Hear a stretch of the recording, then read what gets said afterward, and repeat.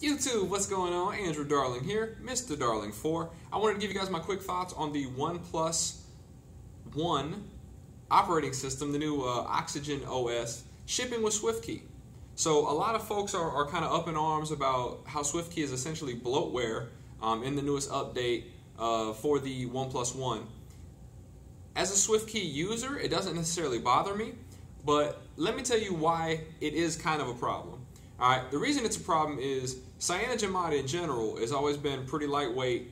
It doesn't have a whole lot of bloatware on it. It really doesn't have any bloatware. And when we say bloatware, we're talking about all that carrier crap, essentially. That, you know, the 20 apps from AT&T and Verizon and Sprint and even occasionally T-Mobile that come pre-installed on phones.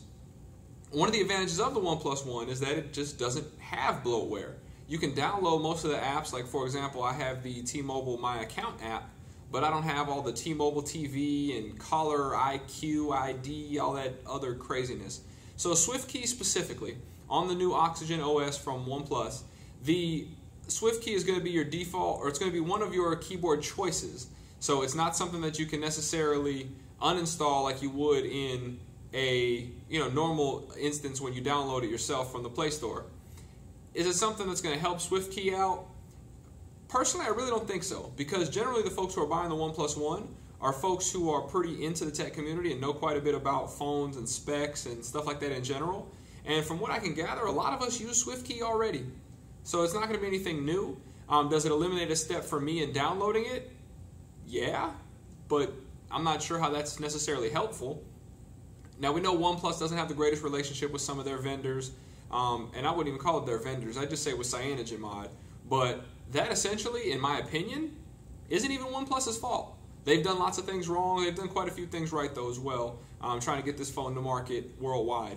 So what are your guys' thoughts about SwiftKey being included in the new Oxygen OS that OnePlus is going to put out, and which is basically going to replace CyanogenMod for their future devices? So we've seen a couple screenshots of it. I'm going to wait until we have a running version, but waiting on this Lollipop update for the OnePlus. I'm really excited about that, and I'm also excited to hear your guys' thoughts on what SwiftKey being baked into the new OnePlus OS or Oxygen OS is what it means to you.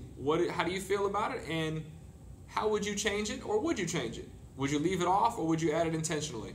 So those are my thoughts. It's February.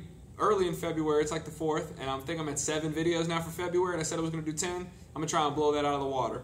Let me know your thoughts in the comments below. If you have any other questions, feel free to reach out to me. Like and subscribe. Again, YouTube, thank you so much. Andrew Darling here. Have a wonderful, wonderful day.